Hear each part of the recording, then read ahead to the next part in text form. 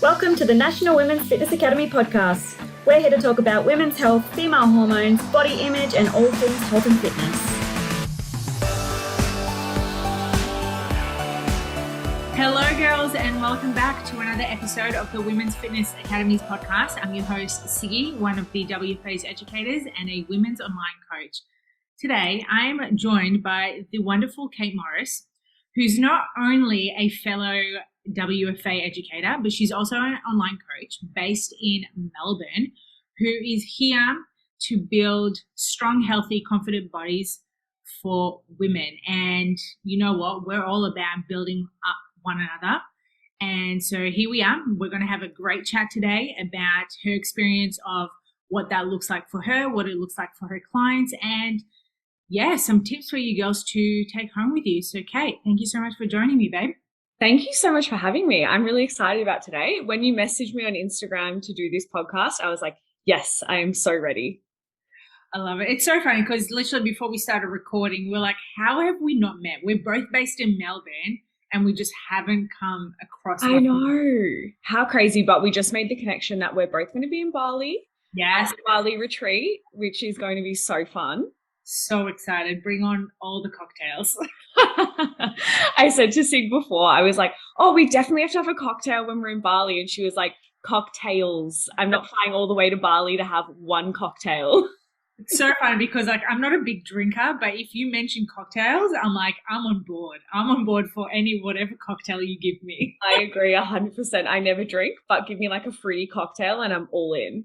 Isn't that funny when we're speaking about drinking and fitness and health? I don't know about you, Kate, but when I was younger, in my teens, I was a massive fucking drinker. I used to love getting on it every weekend, and my poor liver, I don't know how it survived everything. But once you make that transition to fitness, your values just change. And now, every so often we'll have a drink here and there, but it just doesn't come across going, oh, it's Friday night. Let's get on the beers or let's get on the wines, you know? Nah, I totally agree. I remember I used to like back it up Friday, Saturday and Sunday, and I worked in retail at the time. So I would go to work and I would work like a 10-hour shift on a Saturday. And then I would go out again that night and drink and then go back to work on Sunday, be hungover and then drink again. And now if I'm not in bed and asleep by 9:30, like I am the grumpiest human on the earth. Like if I go out, I need to have dinner booked at 6 and I need to be back home at 9 o'clock and I need to be in bed and asleep by 9:30. Oh my God, it's so true. People literally know me by going to bed at 10 p.m. every night. Oh, always. We're such grandmas. Oh my gosh. Oh, it's so funny. And we're not even that old. I know. We're like acting like we're 80. I know. You know what? I fucking love it. I love going to bed early. I love getting up and feeling refreshed. You know, don't get me wrong. I used to love drinking back in the days. You know, it was fun. But now it's like a whole different aspect. If someone goes, hey, let's go out and get drunk, I'd be like, nah. And it's exactly what you said. It comes back to like your values and morals. And I think as you grow a little bit and as you get a little bit older and you kind of realign where you want to go in your life, you can kind of navigate that doesn't fulfill or align with like your goals and your business goals or your life goals or anything like that. So it kind of gets pushed to the back burner, which is amazing and what I definitely prefer doing. What was that shift for you when you started going into health and fitness? I just realized like when I used to party and I used to go out every weekend, I realized that the toll that it had on me mentally, without getting too deep, but I realized like I would wake up being super hungover and then I would notice that my whole week was thrown off when I was trying to incorporate going to the gym and taking my fitness really seriously. I started to realize like, oh shit, my whole week is gone because I've spent 2 days being super hungover and then it kind of trickles into the rest of the week. And then mentally I would feel really like guilty and I get in that like restrictive kind of cycle because I had already started my week off so poorly. And then at the same time, I had a mild heart condition pop up and that was really affecting my training as well. And then drinking on top of that was not helping. So it's just like this spiral of like restriction and then kind of hating my body and then hating the way I feel and the way I look. But then I wasn't backing it up with my actions on the weekend because I'd be going and drinking and eating like crap and then feeling like crap. that vicious cycle, I tell you what. It's so funny because like we were so unconscious of our behaviors back then, and now you look back and reflect going like, how did I do all of that? Literally. And in the moment, you're like, this is fun and whatever. And you kind of don't take it as seriously. And then once I got more seriously into my health and fitness journey and more seriously into training and hiring a coach and actually looking at it like a lifestyle change, I realized like that part of my life needs to be let go. I cannot do both. Yes, I do think you can have balance. You can go out and have a cocktail here and there and enjoy a night out and have pizza and do all those good things that are good for your soul.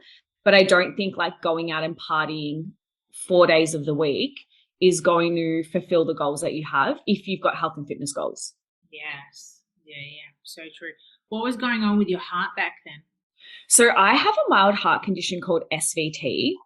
Can't pronounce it. It's called like subtracular tachycardia, ventricular tachycardia, something like that.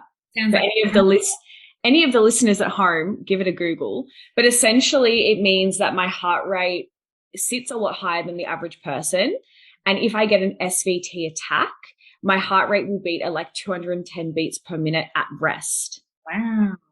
And then it's essentially like an electrical circuit in my heart doesn't meet up correctly, which causes my heart to overbeat in like layman's terms. So the way to manage that is obviously through exercise, which is funny because I haven't had like an SVT attack in nearly 5 years since I started seriously weight training and seriously taking care of like my health and getting into training and nutrition and all that, as well as making sure that I'm not doing any like super high intensity workouts. So I can't really do a lot of cardio or HIIT training. I just stick to like the lower intensity weight training. Yeah, wow. That's so interesting you said because I have a heart murmur, and with heart murmurs, beat. I was younger. I struggled to do cardio because my heart doesn't beat normally, so it would skip a bit, and I would like skip a breath, and it would just be like chaos. But it's so funny how you said with your condition now with weight training, you're absolutely fine, and it's the same with me. Since weight training, I don't see any issues with my heart. So how funny is that? And like I wasn't like a super unhealthy kid, like, or an unhealthy teenager, other than like the drinking on the weekends and partying and doing that. I've always been quite skinny, like quite slim. I'm nearly, for anyone that doesn't know me, I'm nearly 6 foot tall. So I'm 5'11". And back then I weighed like 42 kilos. So I was very, very underweight for my height and I was very tiny. And that was when I was noticing like I was eating, if I was eating food, it would be really poor options. And I would be going out and drinking on the weekends and then choosing like really poor options eating. And then I would have all these SVT attacks. And then as soon as I like got control of making sure I was eating nutritionally dense foods and training correctly, all of a sudden we've got no issues. Yeah. How funny is that? So interesting. So interesting. Science, hey? Science, but it also just shows you once you start taking care of your health, things start changing for the better, not for the worse. 100%. Something that's like super overlooked as well. Not a lot of people realize, like people always will. I tend to notice that people get into health and fitness to change the way they look, not necessarily focusing on the health benefits or how good it is for your body to be doing exercise and moving and not sitting down all the time. Let's talk about that because that is a very common thing that you and I have seen over the years, even with our own experience of, going into the health and fitness industry. But it's such a big thing with women especially that they tend to get into fitness because they're wanting to look a certain way, not to feel a certain way. And it breaks my heart. It really breaks my heart because like every female I've ever worked with along my coaching journey have always gotten into any sort of fitness coaching exactly that, because of the way they look, not because of the way it'll make them feel. And I personally see massive mindset changes and massive changes in the women that I work with when they actually do start focusing on how they feel when they are eating more food, fueling their body, when they're training with intent and doing things that they actually enjoy, not just what burns the most calories or what makes them sweat, because that's never a good indicator of a great workout. Okay. All of the physical changes come along when you actually just start focusing on how exercise makes you feel, not necessarily the way that you look. And I find as well, if you stop fixating on the way that you look, doing all of the things in your lifestyle and all of those lifestyle changes that you make will then make you feel and look better, which is just an added bonus. Yeah, it's so interesting that, because as you said, like when they have that mindset shift, they realize, the weight loss or the weight gain, whatever the goal is for them to look a certain way, is a byproduct of them changing their habits over time. Yeah, 100%. And also it like unlocks an unstoppable potential in them. Like when you come into any sort of coaching realm, just based solely on your looks, and then all of a sudden you realize, oh my God, this makes me feel amazing. You want to keep doing it. And all of a sudden that bleeds out into all aspects of your life. You become more disciplined in your work, you've set boundaries in your relationships and your friendships. And all of a sudden you've changed your whole life and your whole lifestyle by thinking you were starting something that was a physical thing, but it was actually more of a mindset shift. Which is something in my own business a little side note, that I've started to notice a lot more of. Like the whole mindset stuff I feel right now is a hell of a lot more important than just the physical stuff or just doing online coaching, like one-on-one online training and nutrition. That mindset stuff definitely wraps into it. What are some aspects of the mindset that you've placed into your coaching at the moment? I struggle a lot, and I guess everyone listening and you yourself can probably relate with limiting beliefs and chronic imposter syndrome. Yeah, wow. Yeah. Like huge. And I've struggled with it for ages, but I've never really addressed any of the issues as to why, or really ever given it any sort of light in my life. I kind of just like pushed it to the side and was like, I'll get over it eventually. And then it probably was only 2020 to 2021, I started working with a mindset coach and like business mentor. And it totally changed my perspective on the way that I view myself, the way I show up for my clients, the way I am as a coach, and kind of like squash those limiting beliefs. And I really think like with every level of your success, so whether it's like your health and fitness success or your business success or whatever, there's always going to be a different devil. So if you are not addressing these issues around your limiting beliefs or your imposter syndrome, you're going to forever struggle, because you're never going to get to the bottom of it, and you're never going to be able to kind of succeed, I say in quotations, because that's going to be always anchoring you down. Yeah. Have you struggled with imposter syndrome before as well? Yeah, totally. I used to, I'm still working through it, but I used to get it chronic. Like it was so bad. To be honest, when people turn around, they're like, I don't think that way anymore. I just, I overcome everything. I'm like, I don't really believe that, because like you said, with every stressor, whether it's, health, fitness, finance, business, relationships, whatever it is, there's always going to be a new form of stress that's going to come to your mind, and that limiting beliefs is going to pop up. And that's something that you're just going to have to continue unpacking. And it's, like you said, with every level, there's a new fucking devil. So with that new level you approach, you're going to have a new limiting belief or an imposter syndrome that comes. It's like right now, like I'm just launched a new business which is so exciting, that I've been thinking about doing years. And literally before I even set the page, I was just like, am I good enough? Can I do this? Why would people want to come to me? That people know me as just, a health coach. And now I'm like transitioning more into like business, social media. So it just shows you have to unpack those limiting beliefs, whether it's with a professional or yourself, like really journaling and reflecting over it. Yeah.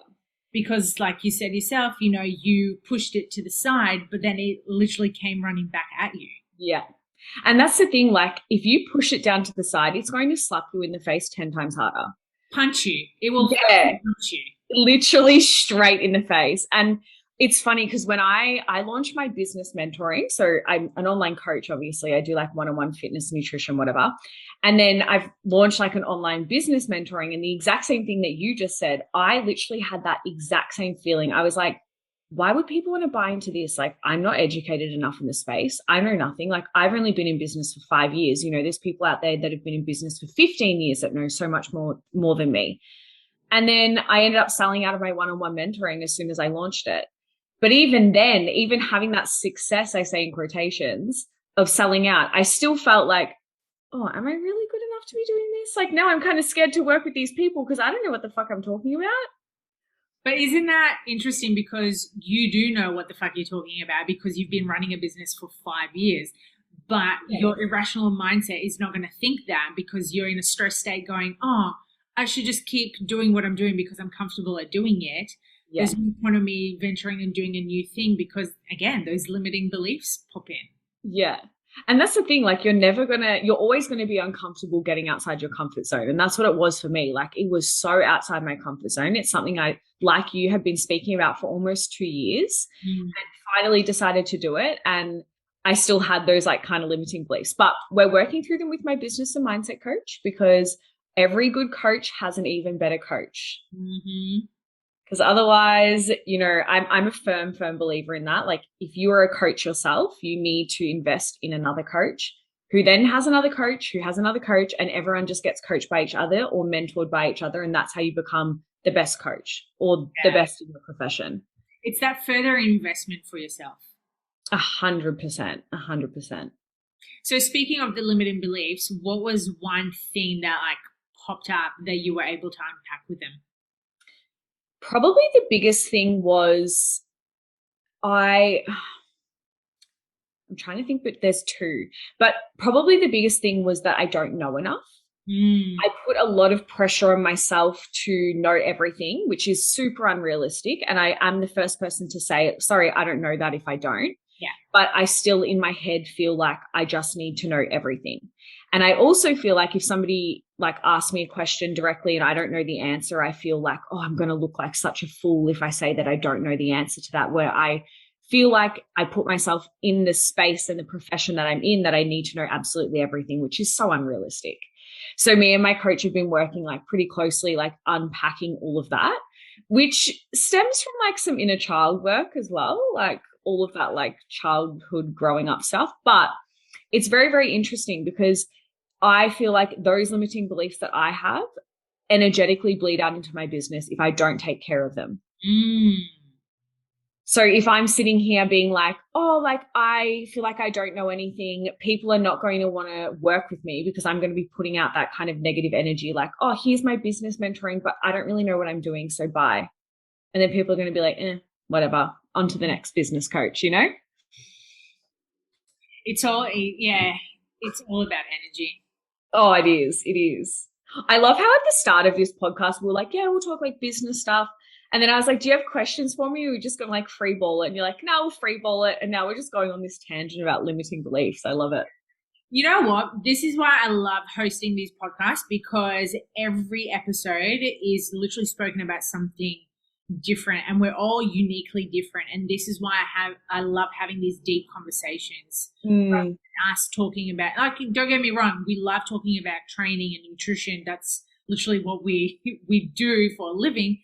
But having these real conversations, I find personally, and the feedback that we've been getting from our listeners, they are loving these conversations because it's so relatable. Yeah, 100%. And like health and fitness is great. And I like you said, we live it and breathe it. But there's so many other faces to just starting a health and fitness journey, which really falls into that mindset, limiting beliefs, working on yourself. 100%. Speaking of starting with the fitness industry, what got you started? So I started my business back in 2018. Before that, I did a degree. I forgot the word for a second. A degree. So I did a science degree majoring in nutrition and exercise and sports science.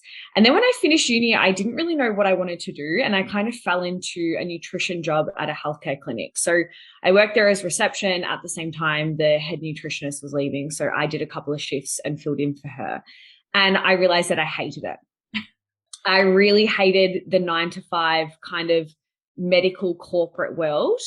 I didn't like sitting at a desk, which is ironic now because my business. We're doing it now. Yeah, my business is mainly online. But when you work for yourself, it's like a different kind of love, right? But yeah, I just realized that it wasn't for me. And I also realized the demographic I was working with wasn't setting my soul on fire. So I was working with a lot of older generations or older population where they had a lot of like diabetes, autoimmune diseases, obesity, all of these like crazy wild health conditions. But I found working with older generations, it was really hard to kind of change their habits and their belief systems around the things that they were doing that were detrimental to their health. So I felt like I was always kind of just in this revolving door of not really getting anywhere with these people. At the same time, I was getting into the gym. So I was like falling in love with weight training myself. I'd hired my first PT, and I started like taking my training more seriously. And I thought, you know what, like these go hand in hand. And I never went into my Cert 3 and 4 ever thinking I'd run my own business.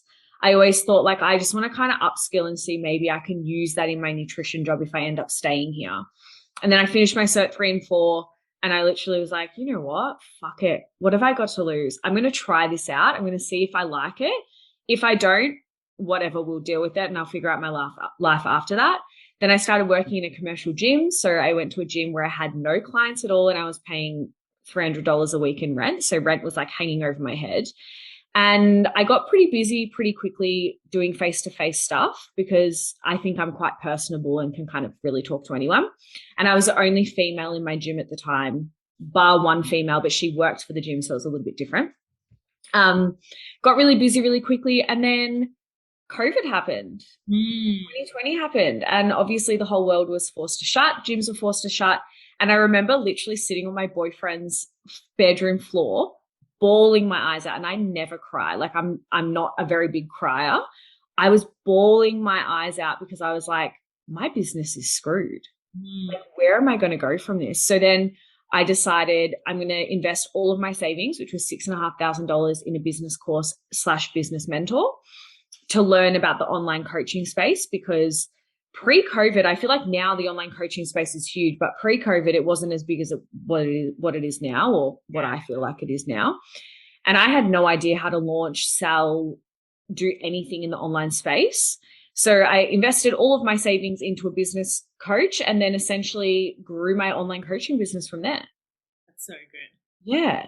But my main like driving force for me starting like coaching was I was like not severely underweight, but quite underweight my whole life. And I always have struggled to put on weight and feel strong. I was always like told that like people could like snap my little arms because they were so weak and frail, and I hated it. So then I decided, you know what, I'm just going to start lifting some weights and get strong. And then here I am today, five years later. So good. I have two questions. The first one I think is the most important one, is regarding you being underweight to where you're at right now. What was that process for you mentally, but also physically? Oh, that's a really good question. So started at 42 kilos roughly 5 years ago, maybe 6 years ago now. I knew that I wanted to get stronger, but I had a lot of reluctancy to eating more food. And obviously gaining weight is a very mentally challenging process. The feeling of putting on weight, being a little bit more fluffy, not fitting your clothes, having to buy more clothes, because I used to be like a size 6, like I was literally tiny. And now I push like a size 8 to 10, which is still quite small, but that's 20 kilo increase. So I put on 20 kilos in 5 years. It was mentally challenging, but I also was in the mindset of like, I am so sick of being weak. I'm sick of being weak. I'm sick of having no energy. I'm sick of being fatigued. I'm sick of having lack of sleep. And then I started to notice that the more I was feeling my body and the more that I was eating more, the more energy I had, the more time I had to talk to people without yawning my head off, the more sleep I was actually getting, the less stressed I was feeling because I was able to like be awake for a full 8 hours and not feel exhausted. And also on the flip side, I was getting stronger. I was lifting heavier in the gym. That felt fucking amazing because I felt like I could literally crush 20 grown men. You know what I mean? I love that, because this is, you know, well, I don't think it's common that many people speak about being underweight, because most of the goals that we come across with women, they're wanting to lose weight. Yeah. Not so much the gaining aspect of things. So when we're focusing on the mental aspect of you gaining weight and having to eat more, what did that look like for you? Because that would have been fucking mentally challenging. Oh, lots of tears. Yeah. I remember like when I first hired, no, not my first coach, it would have been my second coach. He gave me like 2,400 calories, right? And I was probably, which is amazing. Like now I eat like nearly like 2,800, nearly 3,000 calories a day and I'm thriving. Yeah. But back then, to old Kate back then, she was like, bro, I can't eat that much food. And I just remember being so overwhelmed, like trying to force feed myself, saying that I'm not hungry in quotations. I keep saying in quotations because the people that are not watching it, they're like, I've got no idea what she's talking about. But yeah, I just remember being like, that is so much food. Like, and automatically I was like, I'm going to get fat. I'm going to get so fat. I'm going to be so uncomfortable. Like people are going to notice my weight gain. And I had like a bit of a fear of like people commenting, being like, oh, wow, like you've gained weight. Like that kind of felt like that would trigger me a little bit. And it's funny because I was never diagnosed with an eating disorder or anything like that. And only recently I've like reflected on my eating habits of when I was younger and when I weighed 42 kilos, being like, girl, you needed some help. Like I used to walk around with a badge of honor being like, I've only had like one meal today.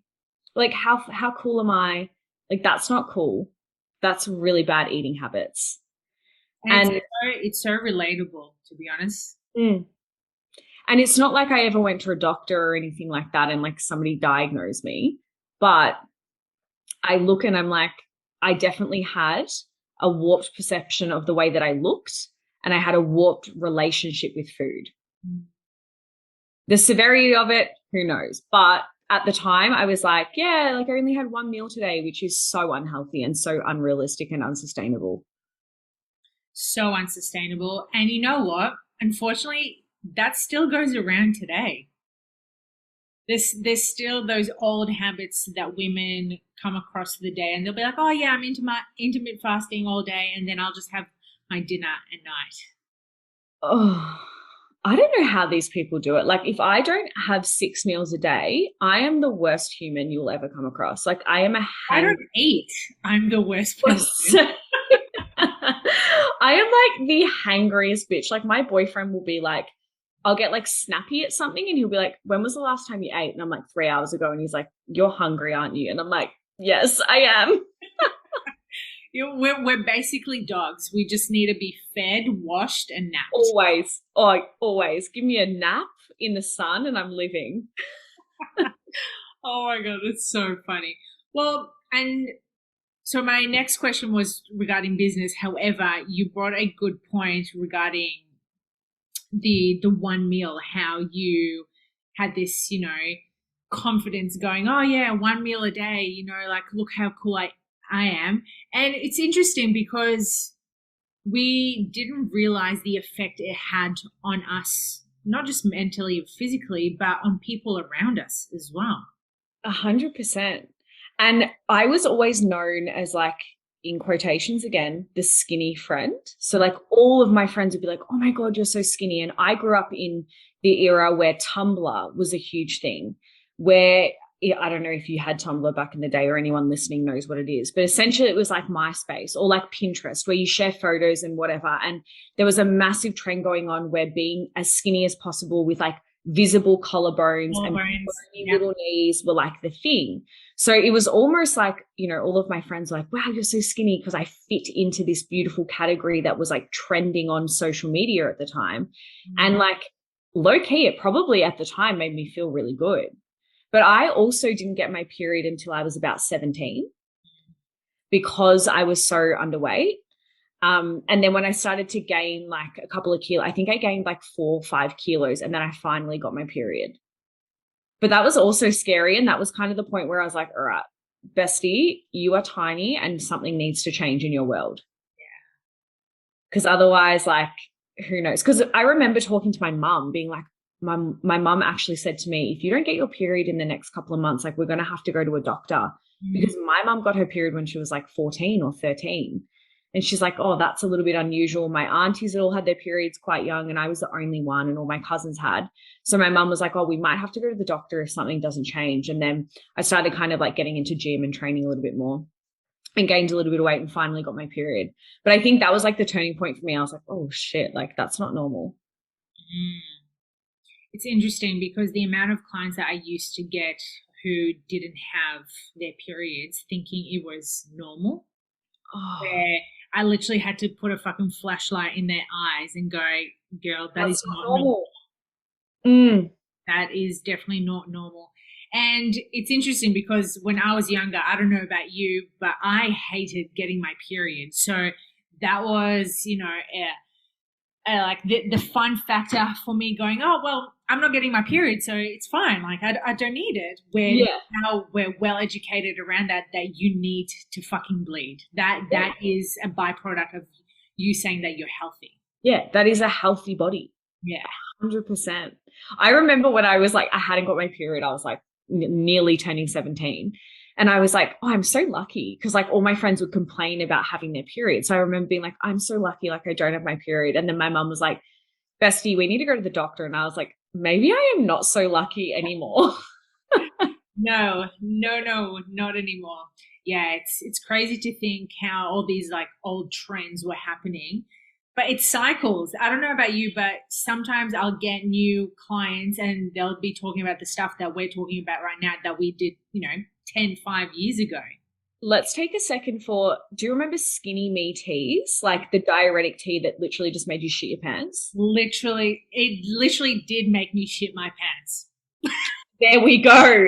Literally. So like for people who don't know what it is, these were like these skinny me teas or whatever they were called, yes. where like it was literally a laxative, a diuretic in a tea. You would drink it and then you would literally shit your pants for like 3 days. And it tasted disgusting. I never tried it because I had a friend who did it who actually shit her pants like you. And then I was like, nah, I'm going to tap out of that one. But they were like a weight loss thing because obviously you would like poop out your freaking vital organs and then you would weigh 4 kilos lighter and people would be like, oh my God, this is amazing. I've lost all this weight. And then as soon as you eat again or you drink again, you put the weight back on. So now, I don't know if you're all over TikTok or not, but there's this whole like papaya internal cleanse. Shut up. You need to go and look after, if anyone's listening, you need to go and look at this fucking trend and understand how stupid it is. So there's this whole like eating a papaya to like poo out your parasites or something. But essentially it's exactly the same as a skinny me tea. It's like the papaya seeds. I think it's a papaya or a pawpaw. I can't remember. One or the other. The seeds that you eat pretty much act like a diuretic and you end up shitting your pants again. So it's the same kind of trend like 5, 6, 7 years later of those skinny me teas coming back in fashion. And now it's all over TikTok, which is put at a very young audience or directed at a very young audience, which is really quite scary because when I was that age on Tumblr, I just see that same pattern happening again with young girls on TikTok. Yeah. It's actually terrifying. It's very scary. I feel like a grandma when I'm on TikTok. Same. I literally feel, I see all these young girls. I'm like, I don't belong in here, guys. This is weird. I feel the same. Or like I try and post like a trendy video and I'm like, fuck, I just look like a dickhead. And then you get all these like 16, 17-year-olds and they're all like dancing freely. I'm like, why wasn't I good at dancing at your age? Like, how are you so freaking good? And why do they all have rhythm and groove? Like me dancing is like, what the hell are you doing, queen? Like, and these 16-year-olds are like popping and locking on social media. Like, what? Seriously, it's crazy. The talent on there is ridiculous. Oh, it's ridiculous. But yeah, it's scary. Like these trends that come through. And I think like if you're like a young teenage girl watching that, you are so vulnerable and impressionable.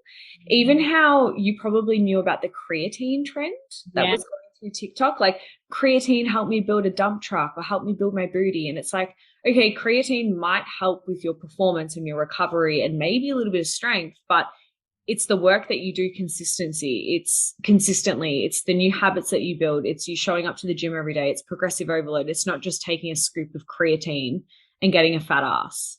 Yeah. Same with the skinny me tea. It's, you're not going to get skinny from just doing that. There's no magic pill. It's accumulation of habits that you're going to do over time. Yeah. And a little touch on building those habits. Like, don't get into a health and fitness journey thinking it's going to be easy. because it's not fucking easy. And I think that's what social media sells to people a lot of the time. A lot of other coaches and a lot of like fitness brands sell this whole ideology of like, you know, in 6 weeks, you can go from a size 15 to a size 2. And it's like, yeah, okay, maybe you can, but can you maintain those results? Yeah. Are you educated enough to make smarter food choices and smarter health choices for yourself after those 8 or 6 weeks? Probably not. Or is this just like a trending thing to get your money? Yeah. Let's talk about that, because that literally relates into my next question about business, because for so long, for the amount of time that we've been in the industry, we've noticed that people have been doing the 6-week challenges, 8-week challenges, 12-week transformations. So when you get new inquiries and they're hoping to, you know, let's, for example, lose a certain amount of weight in that amount of time, how do you go about explaining to them, hey, these 12 weeks or whatever the amount of minimum contract that you have with them, to make them realize you may lose the weight or you may not even lose that after, you know, 6 months, a year? Yeah. I really like to phrase it like this. So like I always use like the first month to a month and a half is your habit building. Things are not going to go perfect in that time. You are going to feel really fucking motivated when you first start. Those first 3 weeks, you are going to be doing everything. You're going to be learning all these new things. It's all fun. Then you get to like that 4-week hump where things get really hard and it's not so fun and it's not that shiny object anymore. And that's where things start to go downhill. So that first month is really just that trial and error, building new routine, building new habit, changing all your old habits and trying to learn all these new things that your coach is giving you. Then from there, you'll probably start getting some sort of results, whether like between that 2 to 3 month mark, but you're only just touching the surface. I believe the real transformations happen 6 months to a year later after you start your health and fitness journey. That's when you start to see all these changes, because it's not just like a quick fix anymore. It's a lifestyle. You've built it into your lifestyle. You've changed your habits. You've probably changed totally as a person. And you've changed physically as well, if that's one of your goals.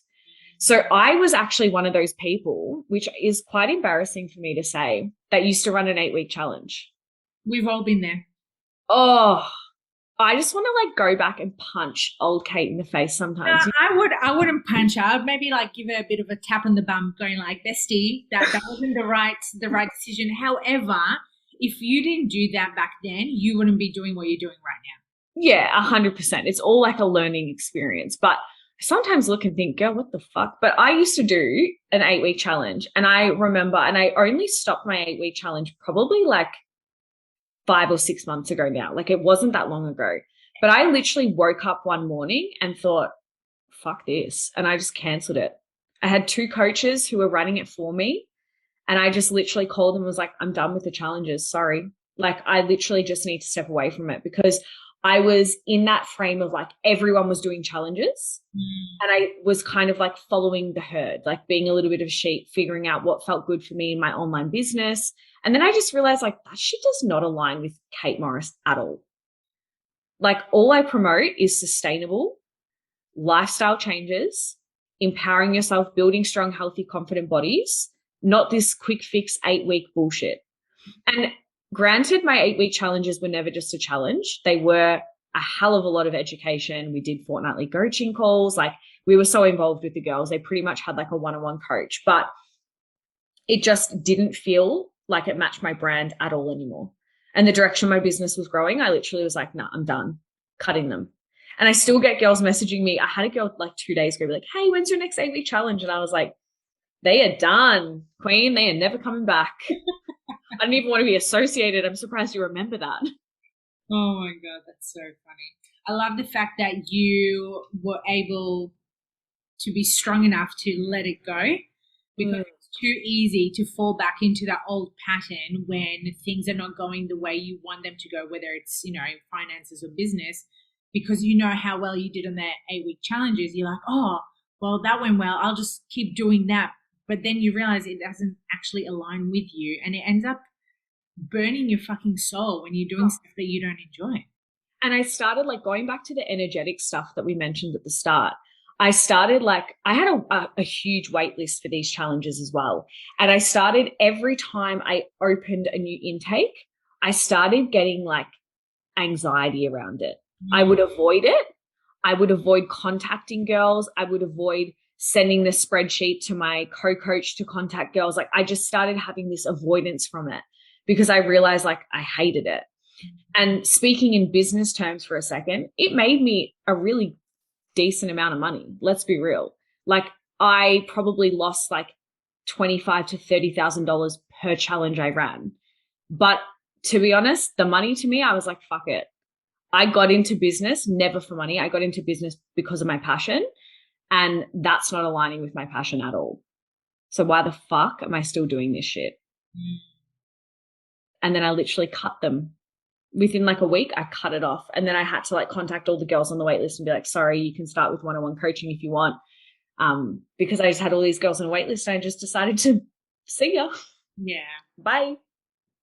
It's such a brave move because most people will probably just continue doing it because they know it sells, they know it works. But at the end of the day, if it's not aligning with your values, why do it? No. And that's the thing, it just sucked the soul out of me. And I always within my business mentoring container that I run, I always say to my coaching girls, do what feels good for you in your business. If it doesn't feel good for you, you are wasting your energy and your time. And the people that are buying into this service are going to energetically feel that that service is not good because it doesn't feel good within you. And eventually you will start resenting it, and then you'll start resenting your business, and then you'll be questioning why you even started running a business in the first place if you start doing things that are not authentic to you. Speaking of authentic, you mentioned before that you followed the sheep herd when other people were doing, the challenges, which is so common to hear from coaches. And you know what, I've been there as well, that you see one coach doing one thing and you're like, oh, I'm not doing that. Maybe I should be doing that as well. So you start trying to implement that into your business and getting different ideas from different people. And we get so caught up by what everyone else is doing instead of what you actually want to be doing. 100%. And that's a huge shift I felt really recently in my business. And also probably what has led to my success in business as well is once I got rid of that challenge, I just really knuckled down of who is Kate Morris? Where the fuck does she want to be? What is she going to do to get there? And who are the people that she wants to work with? And then I just started on social media being 100% me. If you don't like me, there's an unfollow button. If you don't want to see my stories, there is also a mute button if you don't want to unfollow me. If you really don't like me, you can block me. You know what I mean? I'm not going to be everybody's cup of tea, but instead of me sitting there being oh, what's that coach doing? Maybe I should do that. I'm just going to do what feels good for me. And that's where I noticed the most success and the most aligned clients kind of come through into my business from just being Kate, not trying to be anybody else. I know, you've already mentioned a couple of things, but what is the main thing that actually helped you drive into, that realization or to continue doing this work? I think it was just the way I started feeling around my business. I've always loved my job, my business that I run now, and I've always had it be a playful, fun kind of space. And it was a very creative outlet for me. And then I realized doing these challenges and chasing this thing that wasn't really me, I hated it. I would wake up and I would not want to open messages from the 8-week challenge. I wouldn't want to really be involved in it. And then I realized I'm in control of my business. Why the hell am I doing something I hate? I'm not working a 9-to-5 that I hate and I'm locked in with the salary and things. I can literally control the way I feel in my business. And right now I'm controlling it to feel like shit. So get rid of that, and then you're going to flourish and do bigger and better things. Because it just drained my energy.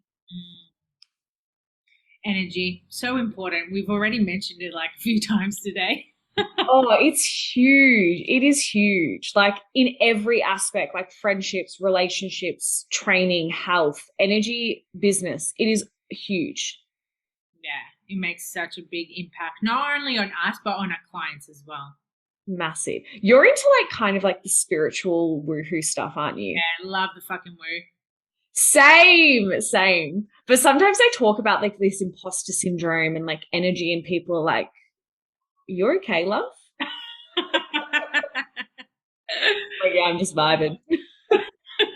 Some people don't get it, but I literally vibe on all of that stuff. I love reading about it and learning more about it. Yeah, crazy. I want to ask you a question Yeah, ask me, babe. because you started your new business. Mm. What made you get into that? Because So, that's yeah. Funnily enough, I actually haven't spoken about this publicly yet. So this is going to be my first debut about it. So for those who don't know, I've literally just launched my new business, being a social media manager and a content creator.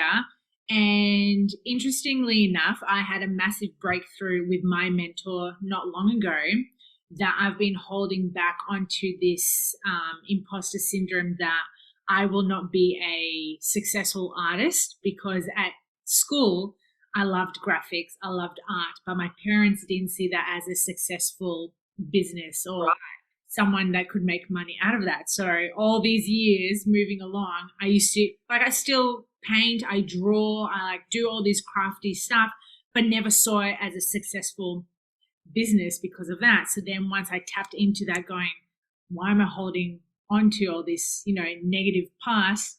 So yeah, once I, uncovered all these layers, I finally had the big balls to do something about it. And here I am, and I already have a few clients on board. So of course. Here we go. Amazing. Yeah. So at the moment, I'm juggling quite a bit. Before we started recording, I was telling Kate that I'm not only a online coach, I'm a podcaster, I'm a content creator, I'm a, fitness instructor. Like this, like so much going on. What can't you do? I love it. Multifaceted women, we fucking love it. Yeah. It's funny because when we go back to business, I don't know about you, when you first started business, people will be like, you need a niche down. You need to fit into this little box. I'm pretty sure I spoke about this with one of the other girls recently, and it puts so much pressure on you as a coach to try and niche down. And I remember for years, people will be like, who do you coach? And I'm like, women. And they're like, but what about? I'm like, everything. Yeah, I feel the same. And this is something that I'm actually struggling with a little bit at the moment, to be honest, because I've started doing my business mentoring and I also do my health and fitness coaching. In this like warp at the moment of like, should I just do one? And then I'm like, but why do I need it? And in my head, I'm like, oh, it's confusing to my audience. Like they're getting on my Instagram and they're seeing my business stuff and then they're seeing my coaching and they don't know what's going on. And I'm like, why do I need to be one person? I love both of these aspects so much. They both set my soul on fire. I'm doing 100% what I love to do. Why can't I just do both? Like, why do I need to niche myself into this tiny little box to only be an online coach? Why can't I be a business mentor and an online coach and a fucking bad bitch all at the same time? And you can. And I can. And unfortunately, we think we can't because of old ways of, living and upbringing, when our parents got brought up, oh, you just have the one job, the one career, you have to stick to it for years and years and years and end. But you know what happens when people stick to a career they don't fucking like? They end up miserable. And it's just like, well, why do you want that for yourself? You don't. My dad is the perfect explanation of that. Shout out to you, Dad, if you're listening. He probably is, because he literally is my biggest supporter. Love you, Dad.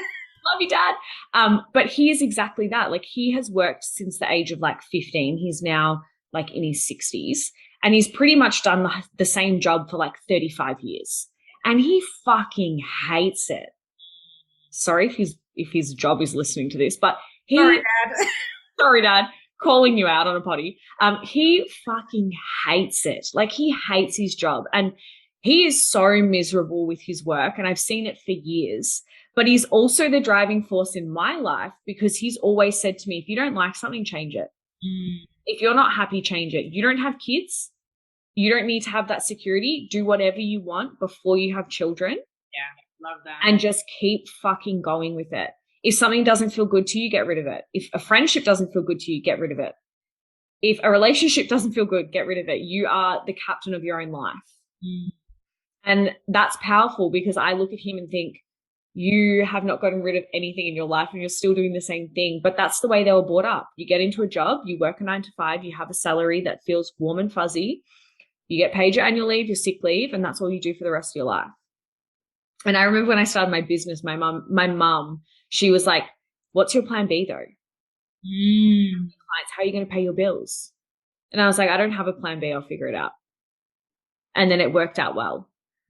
But it's very like old school thinking and old school mentality. You have to be down in that little box. Yeah, and a very limiting belief that people push that onto us, you know, like your mum, unfortunately, she doesn't know any different. And she'd be like, so what's plan B? It's just like, well, don't have one, but worst case scenario, I'll just go back and do something completely different.